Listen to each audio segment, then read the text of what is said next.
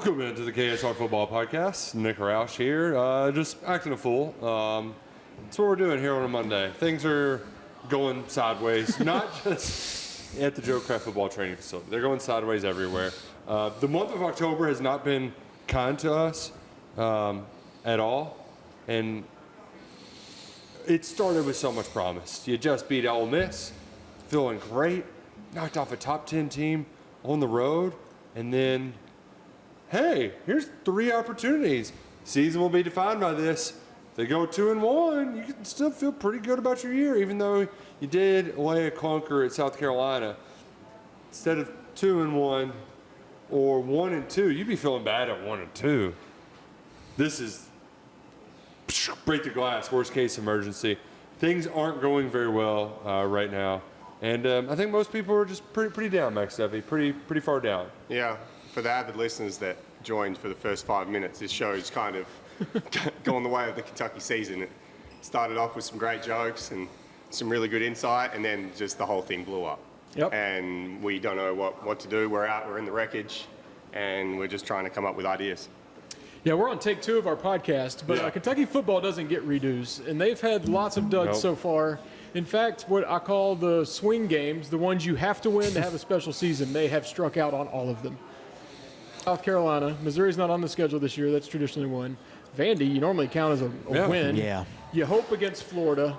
You have a bad Auburn team that's lost 4 games on your home turf, and you won none of them. I mean, 2-11 in your last 13 SEC home games is wild. The wild part is how many times they were favored in those. I mean, 4 straight losses as a favorite. Is that right? Yeah, I think so. That's what you 3 at home, and then that's how it works. You know, you would lose one every once in a while, but you should win more than you lose. Yeah, not you should all be of over. it. You should not be over. You should be able to do basic things like score from the 2-yard line. It's that's the hardest part, is just getting to the 2. You think from there you just run it in, that would be easy, but nothing's come easy for this Kentucky offense. They're struggling mightily, especially in the red zone. It didn't help that Demi Sumakarmbe wasn't playing, and he's been probably your most consistent offensive player. Not your best, but at least your most consistent. You got to roll out with a couple of freshmen, and then you decide, you know what? I know we had an early lead, and it's still tight, but let's try out another quarterback. So they're trying everything, and nothing's working. The offense is what's the word I'm looking for? I'm trying to just find new ways to describe it, but I can't, because it's El Stinko. El Stinko. El Stinko. You like that? I do. Or just invent new words. Blibbity blabbity. I don't like how the offense gave us so much hope and optimism. The great catch by Dane, 30 yards. You immediately go into Patterson, who's been out a little bit. Everybody's calling on him to have a big game. He breaks off a 20-something yard run. Wilcox punches in. You're up 10-0. The crowd, even though it wasn't their best showing overall, because Auburn gobbled up a lot of seats, at that moment, Kroger Field had some energy. People are thinking, all right, it's sucked up to this point, but you're up 10-0 on an Auburn team that's lost 4 in a row. Let's run them out of the stadium. You get an interception. Things are rolling. 24 unanswered from there. You lose 24-10. Yeah, once again, adversity hits and they just don't respond well. It's just been a theme. And they just can't it seems like they can't figure it out. And that's, I think, probably the most concerning thing when you kind of look at the season and just the direction of the program. Well, and that goes back to what Max said last week about the culture. And, you know, there's a lot of is NIL the issue? And to which somebody would say, if it's not an issue, it's an issue that everybody's got to deal with. That can't be an excuse. I don't think it's an excuse for Mark Stoops. I just think he's a worse coach in the NIL era. Like, the job changed, and he's not as good at it. Specifically in the culture department, where you would expect a more inspired performance when your coach is going through some personal hardship, some very difficult things. You would expect more from them. And you didn't really feel it that entire game. Even when they had the 10-0 lead, it never felt like they were come out there to play with what Stoops calls that edge. And I think it's harder for him to create that edge, to cultivate that culture in this NIL era. And that's why, I don't think it's an excuse. I just think he's just not as good of a coach. Yeah, I don't think you want to make excuses for him, and he'd be the first one to admit what we've dished up so far is Bad. nothing short of terrible. Yeah. Do I think that if he wants to, he should be given a chance to try and turn around? Absolutely. But, it is something that his program was recruit and develop. And with NIL now and transfer portal how it is, you kind of have to go away from that because that's just how college football is. And when that's been your building blocks and your cornerstone for a long time, it has taken him a long time to try to change. Like, what's our motto now? We don't really have one because you can't really be recruit and develop, to be honest. So I mean, they're Used to recruiting. be why not? Now it's just not. They're recruiting pretty well. why not? There's plenty of reasons why not, actually. It's like the development where you're like on paper looking, you're like, oh, 4-star guy, like, oh, this dude had 1,000 receiving yards last year, but then they get here and they're just not. They're just not Pieces performing don't to fit, yeah. They're not performing to the standard of expectation. It's just like you should be better than what you're putting out on tape. Yeah, I think that's the fairest way or the simplest way to put that. They have the team is not performing as the talent says it should, right? Yeah, So yeah. why is that? I think that's fair. Why are you having a third season in a row where you feel blah in November? I mean, it's 3 Novembers in a row where you enter November and it's just kind of, man, this is not we're not having a great. I guess I'm trying to remember if the Tennessee loss came before or after November. It was 22. Halloween time because they like to really give us nightmares around Halloween. It's hell. Yeah, so it's just they're just not in a good place right now. And then if we're just going to be realistic, the season is it's not over because there's still games left to play, but we know like it's a disappointing season. So we're having to play out these next 4 games, and then it becomes, okay, how do you get this fixed once December gets here? Yeah. And so that's what everyone's, I think, waiting on. And that makes this situation tough because we have 5 weeks here where we have to wait to get to that point in the calendar. And the bigger question is, what even is the fix? Like in many previous What is years. there not to fix? Yeah, like you have to fix everything, but what's even the process to go about it? Because, when continuity is your problem, firing another offensive coordinator, it sounds like you're just throwing some more gas on the fire, right? So And he doesn't want to go through another coaching search on that. So that's why like a lot of people are just saying, well, hope Stoops retires because there's just not like a whole lot of like what buttons do you push? What are your options here in turning this thing around? Because it's a pretty big mess that isn't an easy cleanup. It feels like they're in the air. They've pushed all the levers, and it's like, well, there's nothing else to push. So we need to land this bird and fix it and gut it and fix it from the inside out, and then maybe try to get it in the air. So then it gets into a situation where maybe you have to go back to fix it, take a step back, figure out where you want to go. That makes the thought of the 2025 season feel not great. And then it's like, are we waiting to 2026 before they can maybe rise up again? It's just, there's a lot. Best case scenario, we finish off the season, we beat Louisville. At least puts a little smile on everyone's face. Yeah, that'd and be then nice. we can go to work and, change this. Learn how to fix a plane. Yes. Could you fix a plane? Yeah, I feel like you're very multi-skilled. You probably got some underrated talents we don't know about. I was pretty good at paper planes back in the day in the classroom. Mine could go pretty far. I kind of had it down to a fine art. I love the visuals when they throw the paper planes out of like the top of a stadium or like down into a canyon. It's just so satisfying. I don't condone that, but one of my first UK games ever, I was at the basketball. I was at the Topper Up Arena, and someone did that. And it was pretty cool. neat. Yeah, I mean, don't Yeah. do that. But yeah, I'm with you on that Because on analogy. the off chance that it like actually makes it to the field, you don't want to. I definitely did the thing too, especially high school football games where you go to the top of the bleachers and you spit off the top, just to see it. It's like you're up high when the spit starts to move a little. I was always told if you dropped a penny off the Empire State Building, you would kill somebody. It's fact. Has Picks that up ever, speed. Has anybody ever tried that? Like, No, is that- we don't condone that either. Everyone out there watching, we're telling you things you shouldn't do. I mean, but it's like it's the MythBusters show. I'm fascinated. Like, Yeah. what would happen? You're wondering out loud, kind of like I'm wondering. Steven, are we still good so far? Okay, good. We need to. I'm wondering really, also while we have the heat on in here. It is. I'm It is, sweating, it is boys. very warm in here. I'm wondering, are you dressing up for Halloween, Drew? You know what? I'm a big Halloween guy. Obviously, I got my pumpkin hat. I got my candy. I'm excited to pass it out. Decorations outside? Yep, lots of decorations. But I haven't worn a costume in at least 10 years. You know, covering football, that weekend is usually a Tennessee game. We're so busy. I don't really go to any parties. Yeah. But I'm a Halloween guy, and I'm looking forward to passing out candy, but no costume. What are our thoughts? Perfect weather outside right now, right? Like it's going to be 60s and 70s sunny all week. Thursday, though, 90% chance of rain, at least where I live in Louisville. Are you pro move trick-or-treating, or it's Halloween, damn it? You on Halloween night, you go out, you knock on your doors, and you get your candy the hard way. I have that attitude while also noting I'm not a parent, so I don't have quite the same experience as you all. I pour a bourbon, sit in my rocking chair, and don't move and let them come to me. Mm-hmm. So I would leave that to you all. One I don't support is about a week and a half ago, I was mowing my yard, and 2 kids come up to me with pumpkin buckets and trick-or-treated like a week and a half ago, and I was not ready for that. I didn't know if there was like a memo that went out. Is that normal to just pick your day? But I had to let them know, like, I got like a Diet Coke, leftover sandwich. Like, I was very unprepared. This was a while ago, so I don't know. I don't support that. Let's get to a day, whatever that day is. If we send out, like you said, a memo, put it on the neighborhood Facebook group. I was very old school like it. Even so much last year, it was very cold on Halloween. I was like, well, we're going to go out there and do it.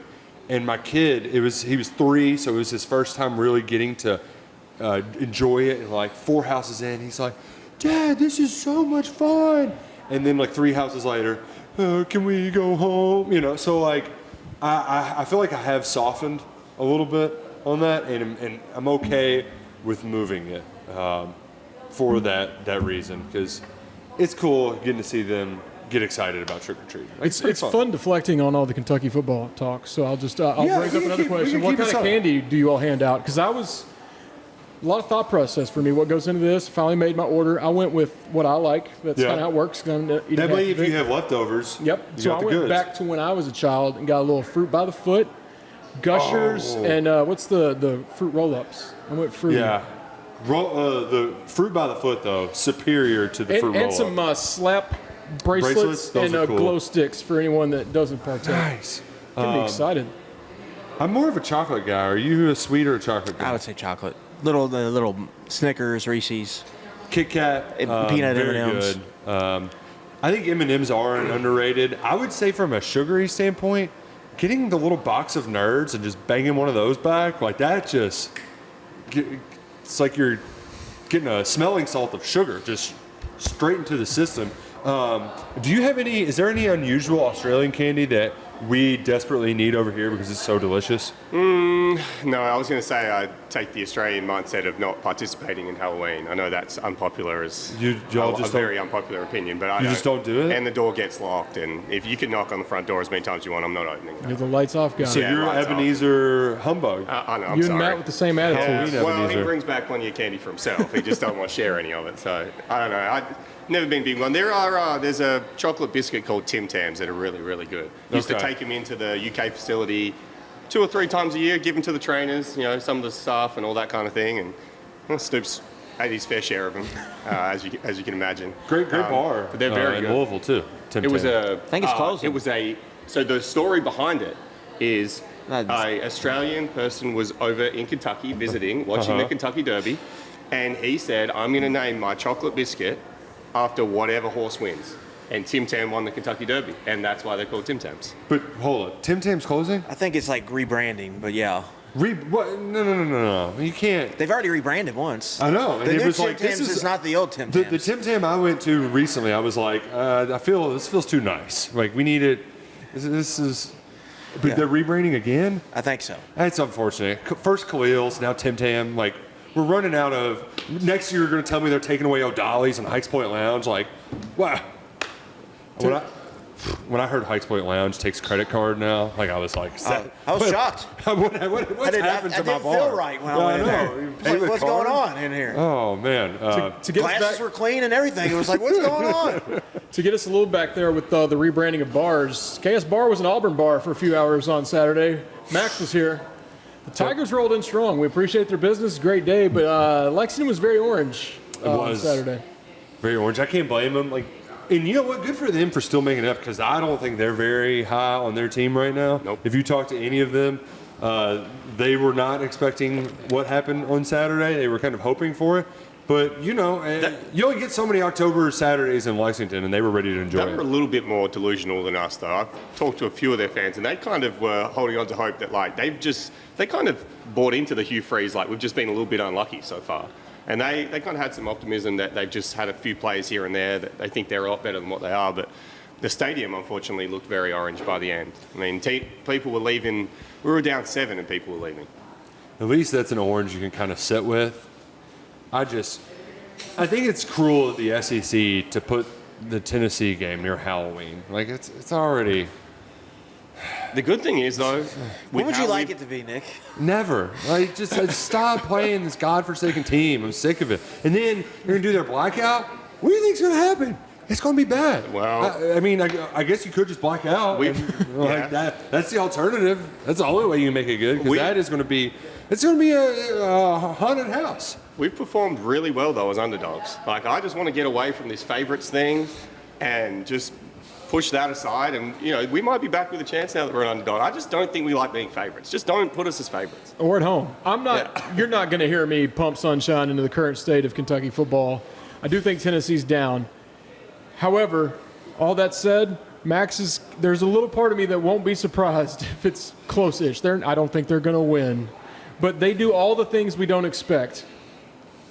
Would it shock you if it's 20-10 late in the game or something like that? I'm just avoiding a complete blow. I'm not trying to say Kentucky's winning that game and don't spin this. Yes. But would it surprise you if it was close-ish? Yes, but there is no way if that defensive front play like it did the last 2 games. They will get housed, and it'll be a style points game for Tennessee. Yeah, and I was thinking that going into the Auburn game. That was my, watch Wilcox just go out there and run like a badass, right? Like, let's get weird. Let's have just expect the unexpected. It could end up being a good thing for Kentucky that things get weird. But what's weird about that Tennessee team is that they aren't winning with style points, as you said, like it's not we're throwing it all around the yard. They're doing it with defense and running the damn ball. And what did Auburn just do? That's the scary part, because same problems they had against that Auburn front are going to be the same problems this week. Yeah. So, and then I also want to point out Bush Hamden's comments today, Nick, about the QB. To me, it came off as I'm saying that Gavin Wimsatt's starting. They just didn't want to say it. Did you feel the same way? I almost felt the other way, though. They were like, we did that just to try it, but they wanted to have some face-to-face conversation. So I don't know. But like, what could you see from Gavin Wimsatt where you're like, yeah, that's better than Brock? Brock's been disappointing, but it is an everything problem on the offense. Yeah. Yes. Quarterback is like 5th on the list, 6th on the list. And I don't think Gavin's better than Brock. Like, when I watch, Brock gives his guys a better chance than Gavin does. And when Gavin runs the football, I'm never like, well, Brock couldn't do that. I just heard, it's week by week. We got to do what's going to give us the best chance to win. And then directly going into talking about how good Tennessee's front is.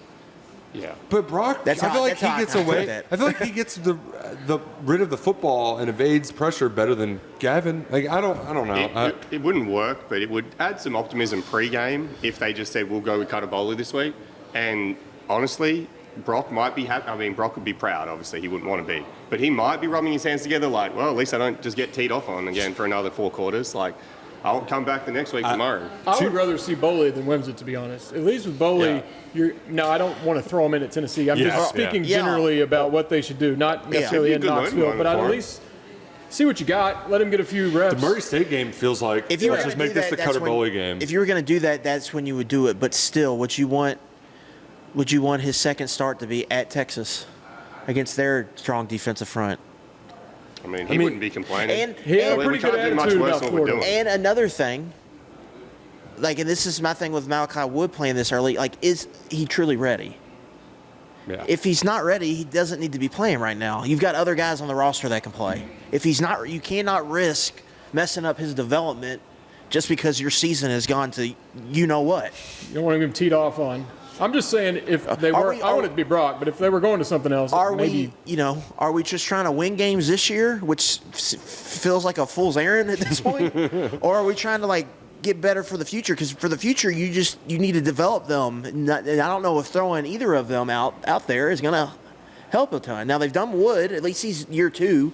But with Cutter, I just don't know. That would not be fair, I don't think, to him, to play him. Well, I don't think it was fair for him to throw a hitch route in Gainesville without warming up. So he's already been thrown into the fire and at least has a good attitude about it. Yeah, my thing would be he wouldn't be complaining. He'd be like, sure, throw me out there. Barring an injury, hopefully, I think he'd be like, yeah, get me out there. Let me throw the ball around a little bit. Yeah, He's I'm sure he would, but it's also he doesn't need to.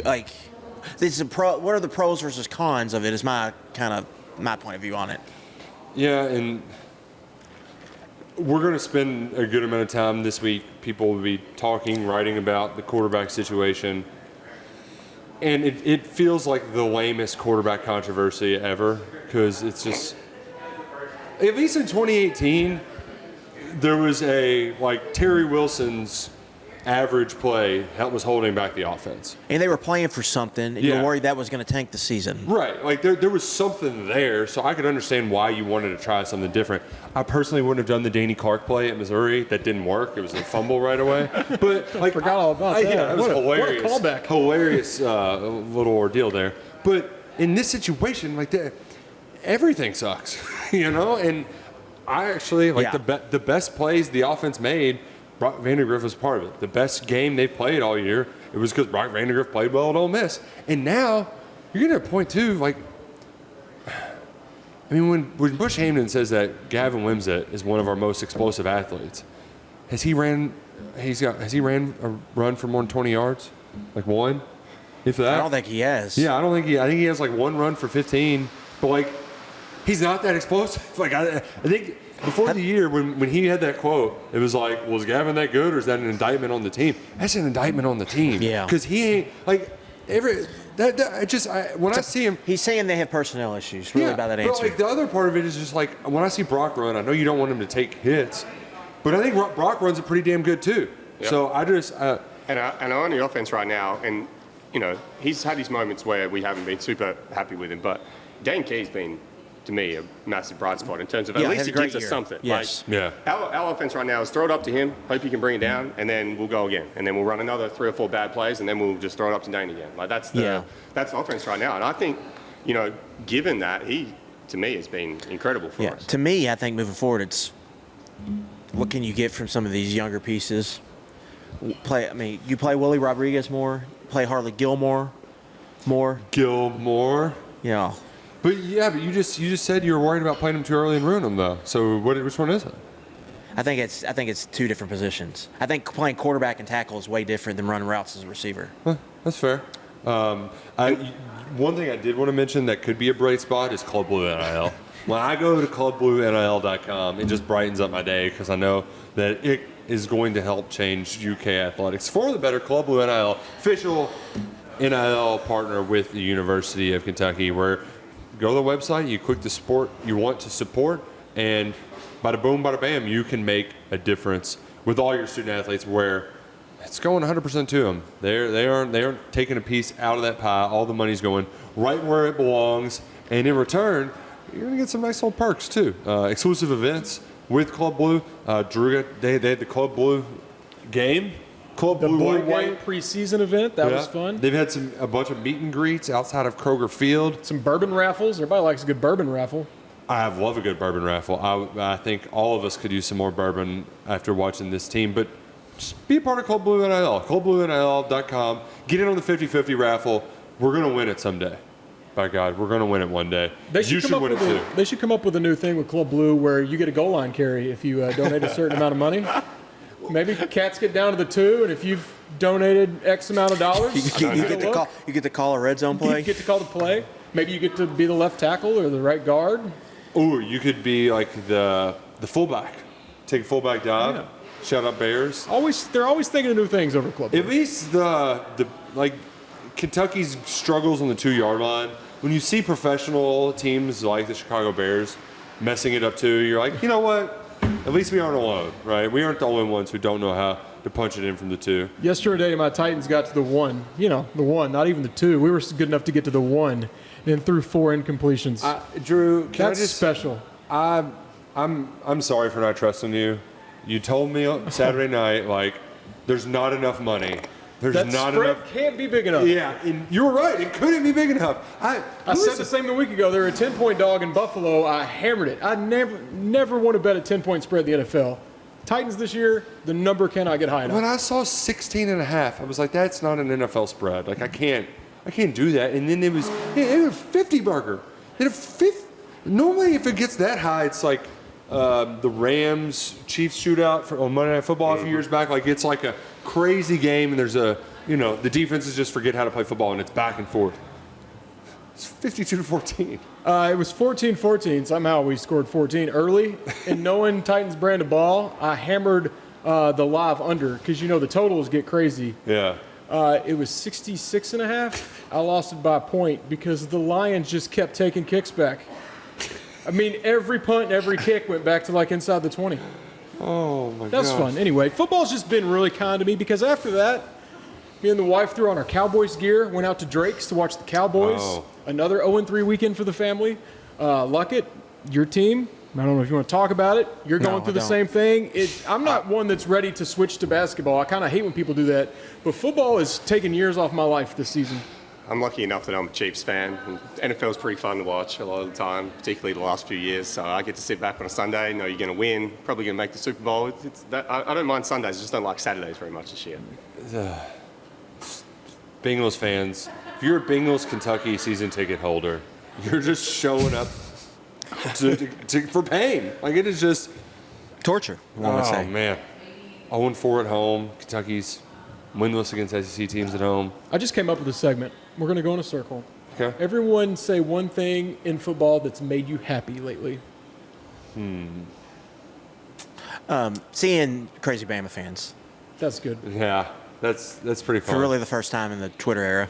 I enjoyed, I'm not a Bears hater, but I really enjoyed number 29, Tyreek, what's his last name? Stevenson. Yeah. I mean, I very I much enjoyed watching that. I enjoyed the storyline of that Kalen DeBoer is mid because he wears T-shirts. Still going. I enjoyed listening to the Sooner Scoop postgame show after they lost to South Carolina last week. In South Carolina, they just did what Kentucky, like, they did the same thing to Oklahoma that they did to Kentucky, except worse. It was like 3 defensive touchdowns just like that. That was kind of fun. Like, okay, at least, they're Oklahoma. Like, it's a little different being Oklahoma football versus Kentucky. But they're kind of in the same boat. Standings. Yeah. We're fighting for 15th. The showdown. Who will finish 15th? 15th. I mean, Please. Kentucky's schedule is pretty brutal in the SEC. You got 2 left that are not looking good, but Oklahoma's not winning one either. I'm really struggling, Drew, to think of one thing from this weekend. I had a bet. Indiana won, so Pigskin Preview. I got one winner. There we go. I thought I had. This morning, I Googled Dane Key NFL because I was just thinking, Dane's always kind of wanted that to be his goal after 3 years, and I thought coming into this year he needed to do a lot more. He's done a bunch this year. I think he's capable of making that jump, so I just thought I'd see what the old NFL is saying about him. Saw a projection of Dane Key to go to the Raiders with Lamar Jackson and my old friend Derrick Henry, and normally I would be positive about a Dane Key mock draft, but even that one hurt me. Of all the teams. Gosh, it would feel like very personal. Yeah. Like, how are we going to make this? So even the good things have a little bit of bad to them. I've enjoyed 2 things so far. Vandy, as much as they kind of got on the run by beating us, it's been good to see Vandy up there. Almost beating Texas on the weekend. That would have been awesome to see them have a really good year. And then number 2, the spin the wheel and find out which Georgia player was going to get done for drink driving each week. They just obviously don't pay any attention to their coach or the media or anything, and they must spin a wheel on a Monday and go, who's doing it this week, guys? Because there has been one after another after another. Except when you pick them to lose. If you pick them to lose, they turn into the 85 Bears. Yeah. Urban Meyer even thinks that their locker room's out of control. I mean, he had players doing all kinds of things. One even murder. Yeah. And I think Georgia's arrest stats are chasing the old Florida days. 63 people he's had incarcerated, right, that were on his roster at Florida. It's pretty crazy. I had a lot of fun at Ole Miss. That's the part that's very. I think that's what makes this Honestly, so shocking. yeah. Is like I really enjoyed myself after that win. Like, it was like fist pumping, Cats chants, just like all of the beers. Like, it was just a great time. I felt like the smartest person alive. It was better than any drug I could ever try. It was so amazing being down there for that win.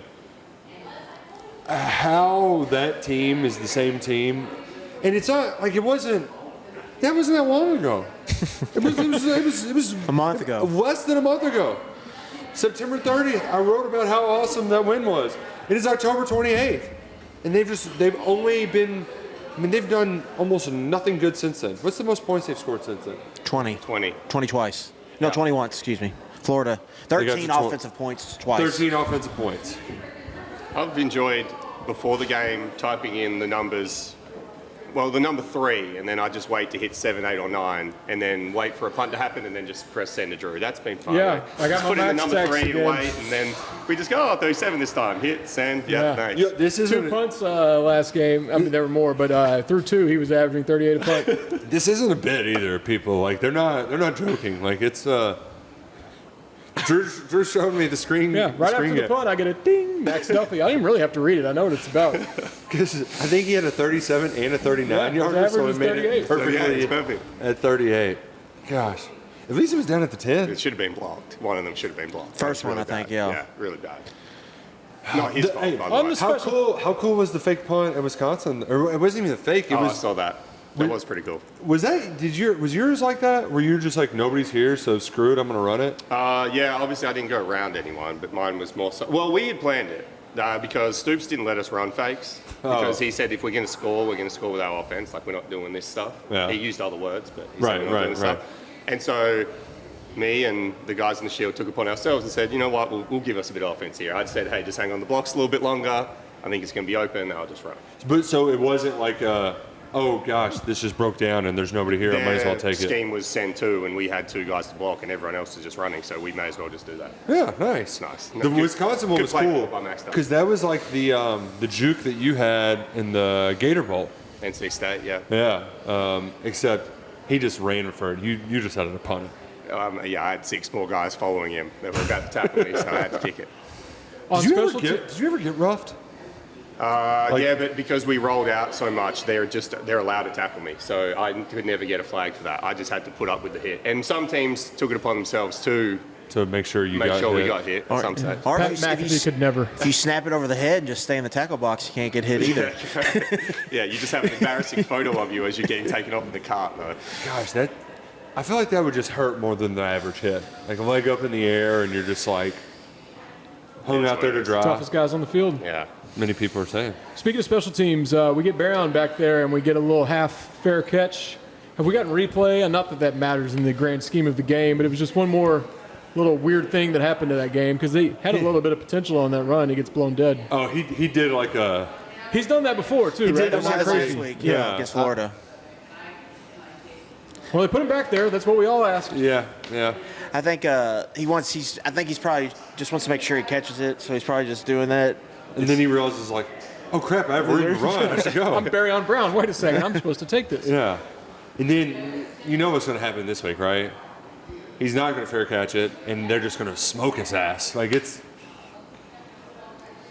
If you couldn't tell, I'm not looking forward to you the down trip to about this Knoxville. game? I'm not. You all have to go. What's the vibes? What? I think I've already filled them, but if you could articulate Mop it. bucket water. That's the vibes. Like I'm at the bottom of it, just like drowning in it. And Tennessee fans are just shoving that mop into my mouth, but not to kill me though.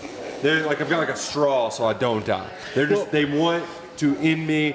And you know what? I've got to be the sacrificial lamb. I've got to do it, and I'm just going to be feeding them kibble all week and just shouting for it away, Tennessee fans. Seen the movie. You all suck.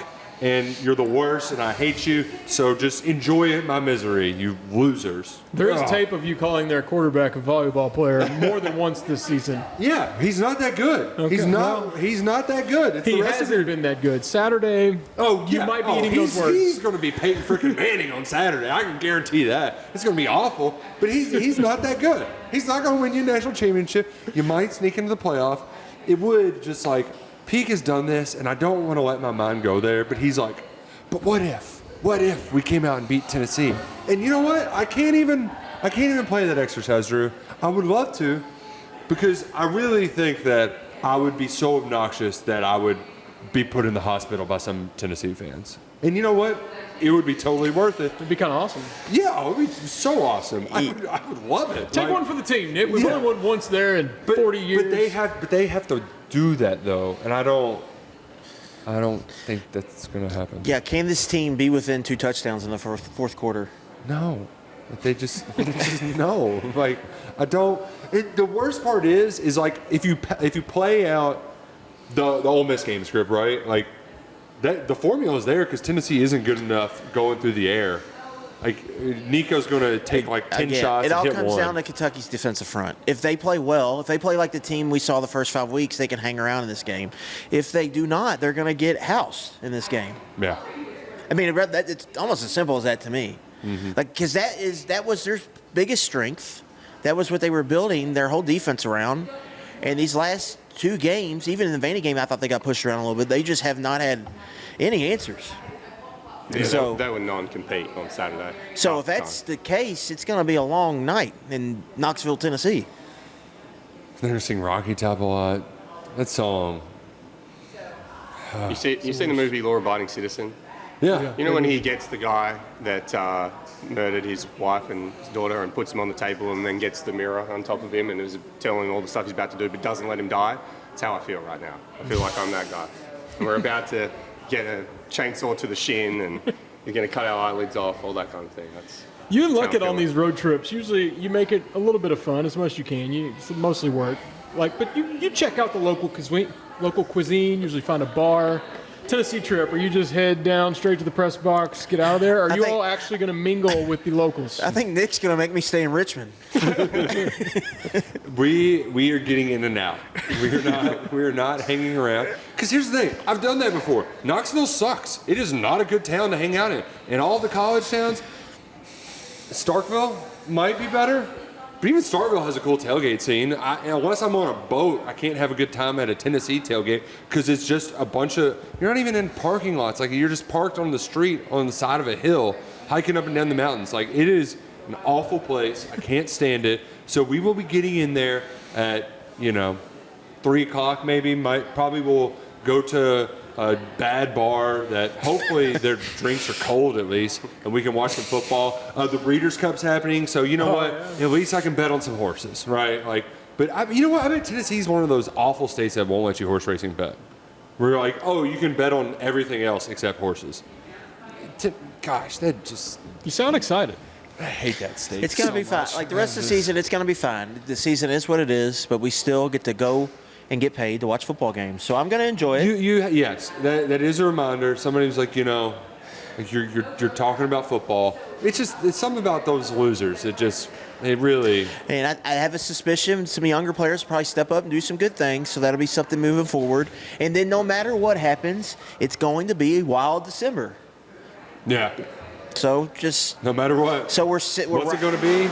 Yeah, we're riding this 5-week wave, and then we're going to see what happens. Ooh. I liked we had a company meeting today, and basically tell your families this isn't the year to hang family time on Thanksgiving. It could be a wild time when that Louisville game comes around. That was what I was doing last year on Thanksgiving. I was on the phone with people so is this Stoop stuff for real?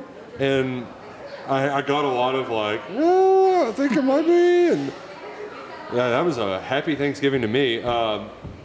Anyway, I wanted to play a game, Max's favorite game. But first, I need to tell you about another sponsor of the KSR Football Podcast, AARP. There's a lot on the line in this election for protecting Social Security. You've earned supporting family caregivers.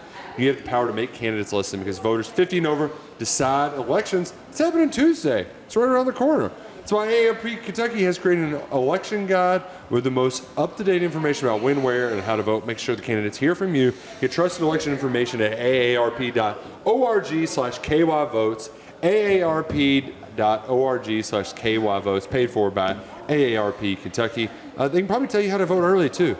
That's a big thing. That's popular. My voting place, there's never a line, so I don't go early, but just do it. Go out there and do your voting thing.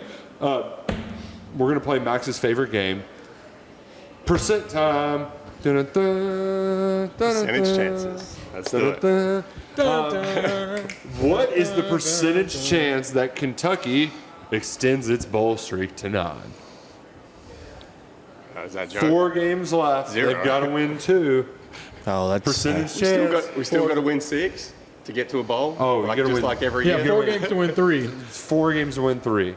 I would say. I would say 2%. I actually think we've got a sneaky chance this Saturday. I don't like our matchup against Louisville. I actually think we've got a sneaky chance this Saturday. There you go. I'm already convinced myself. So 2%. 2%. 2%. That's I milk. don't think it's that low, but it's definitely under 10. You got to think, do you You got do to you go have game under by 50% in the Louisville game? Because you definitely have under 50% in the Tennessee game by a lot. close to I think. 100 against Murray, so you bank that one, but you're under, I would say, at least 20 in both these road games, and you're under 50, so it's unlikely that you will win all 3 or win any of the 3. So what does that add up? I don't know. I'm not a mathematician, but You're pretty good at math, though. If I was to rank the KSR math guys, I would put Luckett near the top. I got a calculator that works, so that gives me a big advantage. Right up there with Ryan Lemon. Oh, man. Just the thoughts of... I mean, yeah, just month of November, it doesn't look good. Yeah. Okay. I think this is a better question. Okay. 4-8 or 5-7. I don't feel good about that Louisville game because their quarterback, like, Shuck's pretty good. Ja'Cory Brooks pretty good. And even though they aren't like that line, you should be able to dominate them in the trenches. What's the defensive front look like? That little running back for him, is it Hawkins? Is that his name? Isaac Brown. Brown. He can go. Like, he can make explosive plays. Yeah. So If the defensive front doesn't get fixed, this will be a disaster of a month. But if they get back to playing their brand of football, they will hang around. They'll have a chance to hang around one of these games, and they'll have a good chance to beat Louisville.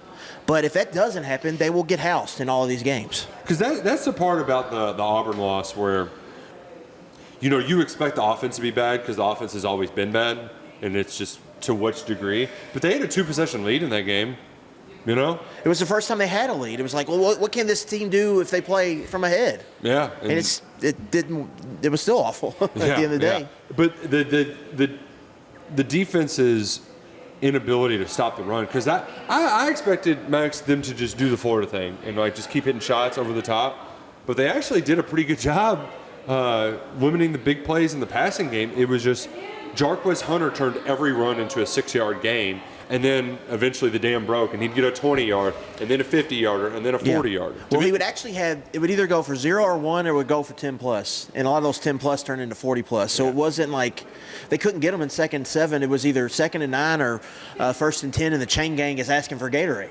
Yeah, 8 for 14 on 3rd down wasn't very good. The concerning part coming out of the Florida game got missed a little bit because of his explosive passes, but we weren't able to stop the run in that game. I mean, he had 5 touchdowns, and that was, to me, the disappointing thing of that game was like, well, we're kind of talking about how this guy was slinging it on us, but really we just could not stop him in the run.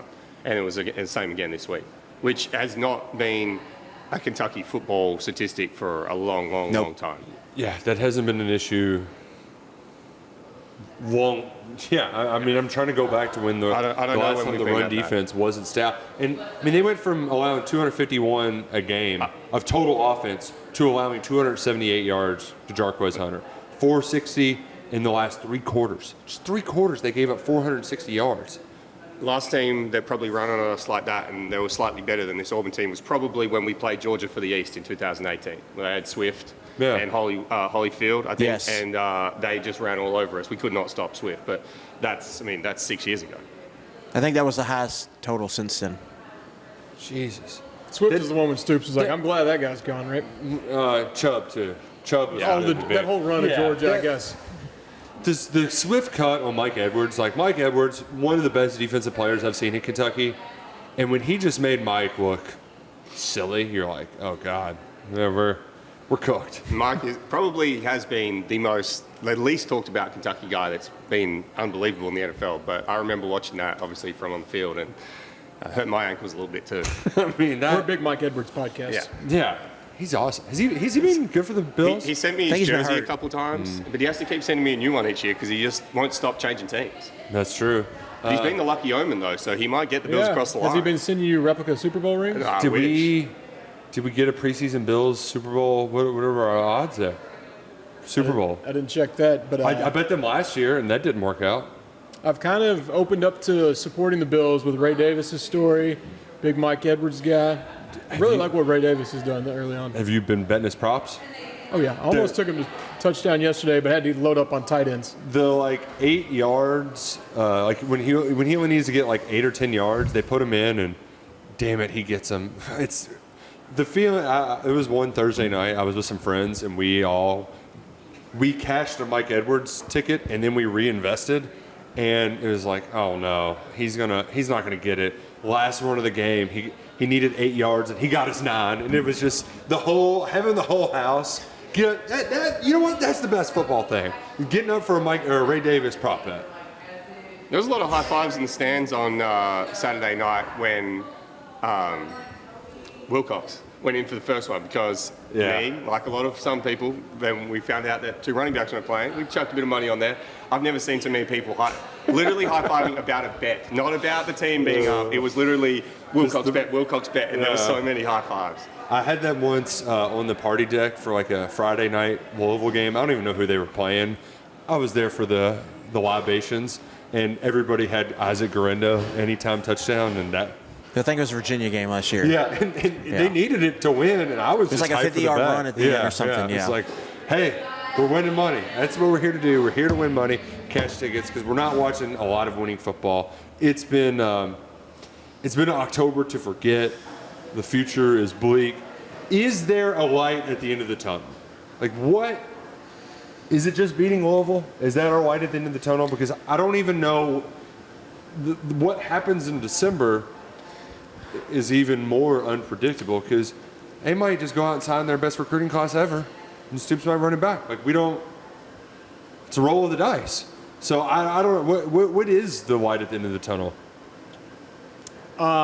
Whatever that light is, it's really far away in my tunnel. I can barely see it. I'm still in the back of the tunnel with all the darkness, just hoping Wearing to get near the sunglasses. light. Yeah. But I agree. We all hate Louisville so much, and it wouldn't save the season. Last year, you can it didn't completely change everything, but you looked back on the season as a whole a little better winning that It one. very much, I think, changed the outlook of the program heading into the offseason. This year, I think it's been too bad for the Louisville game to save Yeah. it, but Stoops could at least say, look, we're still kicking their ass, and that won't fix everything, but that would bring a little joy to the fan base. I don't know their schedule very well. They definitely needed that win at Boston College to keep them in contention for bowl eligibility. You might be able to keep them out of the postseason. The only issue is they were top 10, and you knocked them out of the playoff essentially last year, or out of playoff contention. Mm-hmm. This year, it's not going to be the case. They're probably going to be 7-4, Nick.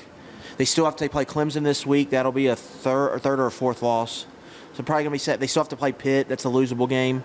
So they're going to be playing for either the Military Bowl or the Pinstripe Bowl. There's not much there, so Yeah. I think it would be good to keep the Governor's Cup and would give you a nice taste at the end of the season. But what does it fix? I'm not sure it fixes anything really when you move forward. I would liken our season to something that happened during the week and a lot of excitement. Everyone, super, super excited about to see what's about to be unveiled, and then the curtain gets pulled off and it's the Dwayne Wade statue. It's maybe one of the ugliest things you've ever seen. And that's how I feel about this season right now. Now, what they should do with the Dwayne Wade statue, they should do with what our football thing is right now. Burn it down, never let it see the light of day again, and you've got a few weeks to rebuild a statue, make it look something that we can all be proud of, beat Louisville, and get it back on track. The head of the Dwayne, it's like twice the size of his terrible. face. And he looks 70. It's terrible. I know it's a statue. It's hard to get close, but you got to get a little bit close. If they didn't have a Heat jersey and you won't It's buy not- it, how many guesses would you need till you said that's Dwayne Wade? There's a thing called Google, and they've got plenty of pictures of Dwayne Wade in his playing days on there. He's still above ground, too. You could go and get him for a day. Yeah, we got 3D printers. Why are we still using chisels? Just use the 2K face scan where they can make me play on a video game as myself. Use that. Could you cut the head off and then put a new one on the Absolutely, as they should. They should let him cut his own head off and keep it. I mean, I just wish that he wasn't so professional, so he could just be like, "What the hell is this, guys?" I can't believe he came out and said it was good. Too nice on that one. Yeah. He was too nice of a guy there. He should bring it up. Isn't he broadcasting this year NBA games? Might be. I think won't they be were going to watching. try, and the Olympics was a test. I thought he was really bad at it. Because I think NBC they take over after the football season's over, and they're having a couple games. Yeah, a few. I think for a stretch there, January to April, they're going to have games. I won't be watching NBA. You're not fun. He should just address it on there and be like, not everyone gets a bad statue. You have to be a special kind of player. What about to the get Stoop that kind of statue? statue. I'm it's gonna taking be a bit of a hit interested. lately. Yeah, the Stoop statue, I still want it to be built. I just want it to be built because I want to know which Stoops they go with. Do they go Crowd with surfing Stoops? They go with black shirt Stoops. They go with well-fed Stoops, not so well-fed. Like which one do they go with? I can't wait to see the unveiling of that one. He's now double crowd surfed. I think it's got to be a crowd surf. Do they Yeah. go with 2013 Stoops, 2021 Stoops? Ooh, definitely hat on, right? Yeah. Yeah, gotta have the hat on. Someone's going to jump in the middle of this podcast. We're talking about a Stoop statue, and they're going to think we've absolutely lost it, given the I circumstances. mean, we have lost it. Like, I don't think statue, but I think they should rename the street name. Not to turn it into that. He will be honored in some form, and he deserves that. Even this has been a huge disappointment. He deserves some form of honor there eventually. They should go put the statue where he parked outside the Starbucks. Don't put it outside the stadium. Just Well, put it in the place where. That's the fire lane, though. The fire trucks have to go there. It'd be a great idea. Does put he- cows at the Dunkin' where he used to park. regardless, if they do build a statue, he has to have a Starbucks cup Yeah, in his it hand. should just rotate in his hand Yeah. like the KFC bucket. Or we just, it's an empty hand, and then you stick your empty cups in there. I might go put a ref next to him, and the statue is just red, mouth open, yelling at a ref. That's because that's how I'll remember Stoops when we're Could be a long way away from this. NIL idea of him having the cup that just has a little slot in there for NIL payments and underneath the statue pointing up. Yeah, That'd be good, wouldn't it? put your money in. Oh, man, this feels like a good place to stop the podcast. Talking about a Stoops statue when they've not won a game at home. We Is that make what it you back mean? from Neyland Stadium. It's going to be hell. You all are troopers for tuning in. We'll see y'all next week.